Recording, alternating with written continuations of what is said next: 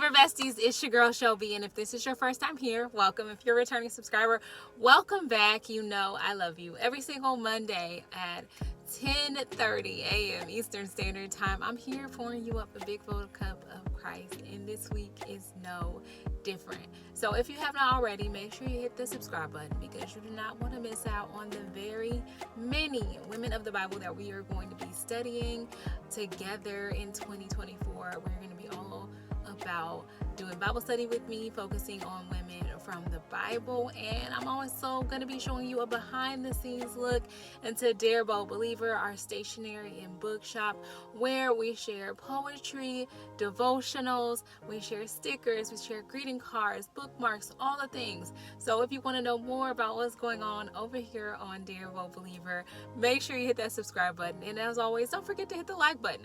Now that we've gotten into all the intros and outros and all of the things, I'm going to talk a little bit about the woman that we're going to be studying today. Today, we are going to be studying the woman with a sinful life. Now, this woman doesn't even get a name, y'all, but she is noteworthy. She is worthy of being studying, and there's some lessons that we can take away from this woman. And so let's deep dive more into the woman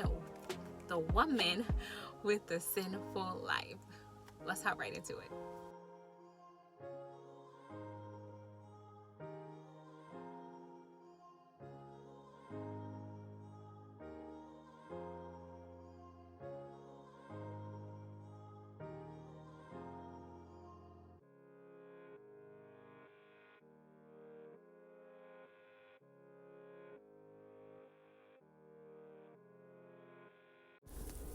Today's scripture reading is Luke chapter 7, and we're reading verse 36 to 50, and we're going to be reading it in the ESV translation. One of the Pharisees asked him to eat with him, and he went into the Pharisee's house and reclined at the table.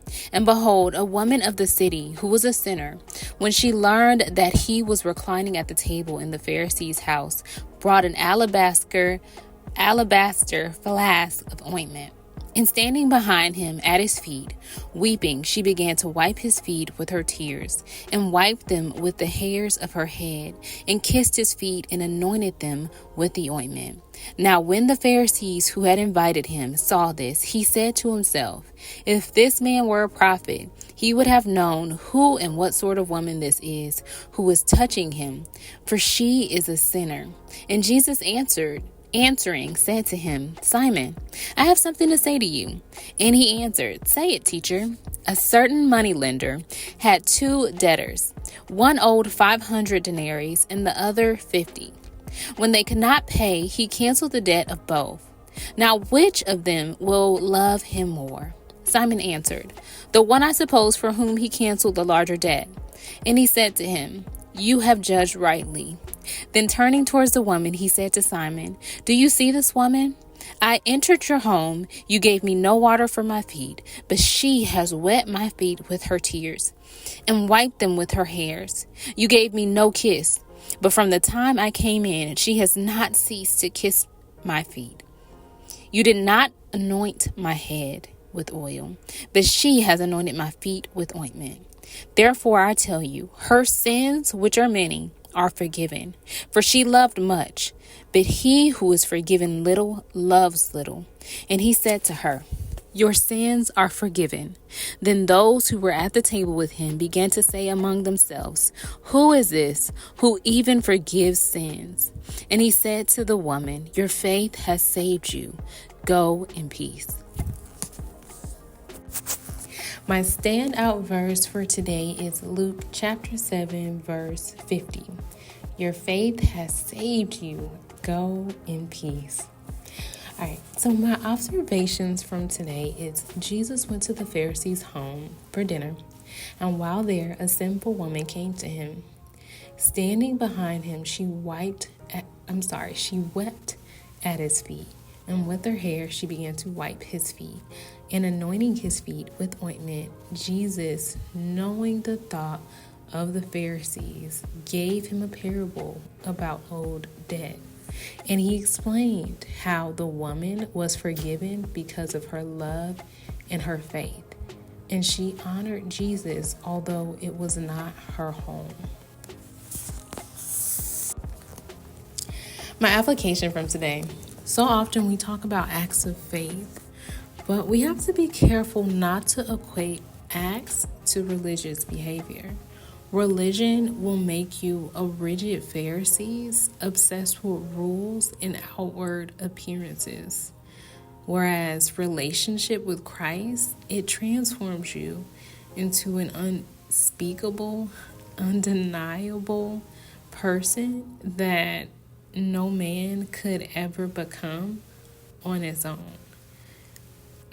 I'm always reminded of all the things I used to do, who I used to be, some of the hurdles that I continually dealt with, some of the bad habits that I continually struggled to overcome. And I see God's grace. I see His mercy. I see His transformation in my life, even in those small things, because I know that I couldn't do it on my own. I know that I tried to do it on my own, and it is in no strength of my own that I overcame, that I became better, that I was more of a reflection of Christ. It's only His Holy Spirit being active in me that allowed that transformation to happen. And I think sometimes when we get stuck on, I have to be in a certain place at a certain time and wear a certain thing and look a certain way, and I have to say certain things and I have to follow certain rules, we think that we're being transformed, and really we're not. We're just conforming to the ways of religion. We're conforming to the ways of man, honestly, because if it's not in the Word of God, then it's not the truth, And I think so often we see people pull, especially in religious areas or gatherings. I don't really know what word to use there, but especially in the religious scene, we see so many people pull and twist scripture to create rules and regulations that they feel will make you holy. But we know only the blood, only the blood of Christ Jesus, right? It allows us to be righteous. It's nothing that we do in our own right that allows us to be righteous. And I don't know why, but I'm going to say it anyways, but something that I loved. I mean, I haven't watched in a while because I don't think they're doing new episodes, but I loved watching cult shows. There was a series that Leah Remini, I think is her name, did on different cults, and they would talk to people who had left that specific religion, and they would dive into what the major beliefs were of that religion. And I tend to be somebody who does like to watch documentaries of different things. It really just depends on what I'm kind of interested in at that specific season or time. But I really had a love of those religious documentaries and seeing what was being said, what were the people doing, what were their practices, what were their beliefs, what was it based on, was always my big question. Okay, so they're doing this and this, they're dressing like this and this, they're going here and there, they're using their funds to do this and this. What was that based on? I often am able, I just love deep diving into what can make somebody choose to do XYZ, and I do it just with everything and everyone, and it is something that I would say helps me to be empathetic, sometimes unnecessarily empathetic, but nonetheless. How often when I watch those kind of shows, I'll think about what exactly was that person going through, and you always get kind of their backstory, maybe the trauma that they experienced, or maybe there's trauma their parents experienced that caused them to go to this specific religion and be okay with being exploited in whichever ways were discussed in that documentary, because we see all kinds of exploitation within that specific documentary, from sexual exploitation, financial exploitation, you see and you hear abuse. So there was a lot of things covered in that documentary, and it was one of the reasons that I wanted to watch it as someone who didn't at the time go to church, is I really wanted to understand what was being said, how it was being said, and what were the behaviors of the leaders. Because as someone who didn't have a church home, I wanted to make sure that I could understand when I heard false doctrine. I wanted to make sure that if I walked into a church, that even if I didn't have enough discernment to hear the Holy Spirit, that I had enough information from watching, these horror stories from people to know when something doesn't sound right. And I thank God for the Holy Spirit, because I'm sure He has kept me, from these type of experiences. But I just think it's a reminder of how easy it is to fall into religious behaviors and to stop using our own discernment and lean into the discernment of leaders. And it's so important. My ultimate point was, it is so important for us to read the word for ourselves, so that when someone tells you something that is not true, that is not in alignment with the word of God, you can make the choice, right? That I am not going to subscribe to your teachings. We're going to have to agree to disagree. But it's difficult, and that's what I really seen in those documentaries. And it really wasn't just the Leah Remini one, because there were some Netflix ones too that I don't remember the name of that I watched. And there was one in particular that really bothered me, because they didn't use the whole Bible. They only used the book of Matthew. And I'm like, that is not right. Like, there's no way that I would be okay with that, right? But nonetheless, my point is, if you don't read the word for yourself, then you're going to have a difficult time spotting when your religious leader or your potential religious leader is not in alignment with the word of God. So I just want to encourage you again today, as I try to do in every single video, that it isn't so important that we meditate on the word day and night.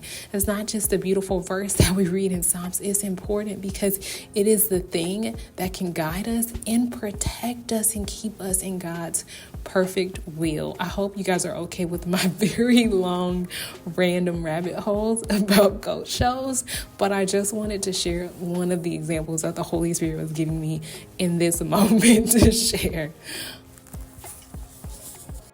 Dear Heavenly Father, Adonai, oh, how we love you, how we adore you, how we worship you, how we praise your holy name, how we glorify you. You are so worthy. You are so worthy. We thank you for you are a Father who is able. You are able to exceed our imagination, to exceed our thoughts, to exceed our ideas of what dream and purpose look like. For you are a God who is able to do miracles, and you still do miracles today. We thank you for beautiful women in the Bible, even those who don't have names.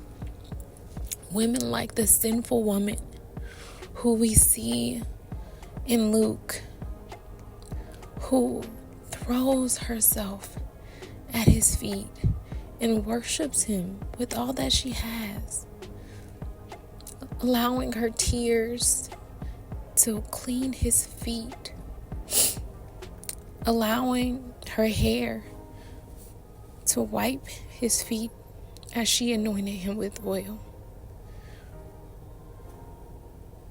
And although we may not have the opportunity to come to a table that he is seated at, we have the opportunity to come before him each and every day and just full worship of him, not just in prayer, not just in the secret place, but in the choices that we make every day, in the ways that we show up in the world, whether that be at work, whether that be with friends and conversations with colleagues, whether that be as a mom, whether that be as a wife. We have the opportunity to worship you with our lives, to acknowledge how you saved us from our own wretched sinfulness, to acknowledge that even though we were wicked, even though we are undeserving, you loved us so deeply that even the greatest of sins you were willing to forgive. You were willing to give your life for those you never met and those who you did, who hated you, who treated you unkindly, who treated you unjustly, who treated you like you were a sinner although you were perfect and sinless. We thank you for your generosity. We thank you for your perfect obedience that allowed you to give up your earthly body so that sinners like us could be redeemed, so that we could be saved, so that we could be consecrated and set apart to the Holy Father. And we know that in our greatness of sinful deeds, that you forgive us that much more. It doesn't matter how small or how big our fall was. Your love and your mercy and your grace is that generous that it covers it all. And so we just thank you again today for who you are, Jesus. And we pray all of these things in your mighty name. Amen.